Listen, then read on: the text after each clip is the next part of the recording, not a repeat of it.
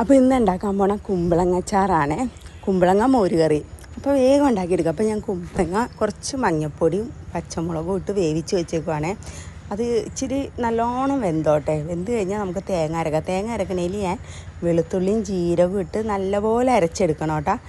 ഞാൻ പറഞ്ഞാലേ ഫ്രിഡ്ജിൽ വെച്ചിട്ട് തേങ്ങ എടുത്ത് കഴിഞ്ഞാൽ അത് നല്ലപോലെ അരഞ്ഞ് കിട്ടും കേട്ടോ.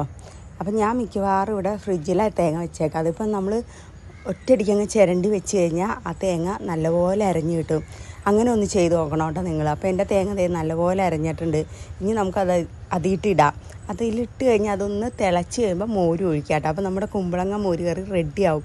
എല്ലാവരും ഉണ്ടാക്കി നോക്കണം. സിമ്പിളായിട്ട് ഉണ്ടാക്കാൻ പറ്റുന്ന കുമ്പളങ്ങ മോര് കറിയാണ്.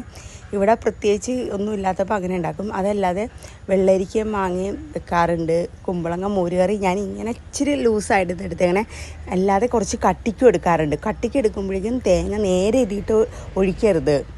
നിങ്ങൾ കട്ടിക്ക് എടുക്കണമെങ്കിൽ ആദ്യം കടുക് സാധനം പൊട്ടിച്ച് കഴിഞ്ഞിട്ട് തേങ്ങ അതിലിട്ടൊന്ന് വരട്ടിയെടുക്കണം. എന്നിട്ട് ഈ കുമ്പളങ്ങ വേവിച്ച് വെച്ചേക്കണത് അതിയിട്ട് ഒഴിച്ച് കഴിയുമ്പോൾ ആ മോര് കറിക്ക് നല്ല ടേസ്റ്റ് കൂടുതലാട്ടോ. അത് പക്ഷേ കുറച്ചും കൂടി കുറുകിയിരിക്കണതാണ്. എനിക്ക് ഇച്ചിരി ലൂസായിട്ട് ഇഷ്ടമായതുകൊണ്ട് ഞാൻ ഇങ്ങനെയായിട്ടാണ് ചെയ്യാറ്.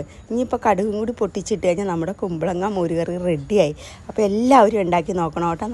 നല്ല ടേസ്റ്റുള്ള നല്ല കറിയാണ്. അപ്പോൾ എല്ലാവരും ഉണ്ടാക്കി നോക്കണം. എൻ്റെ വീഡിയോ ഇന്ന് ഇത്രയേ ഉള്ളൂ. Okay, by.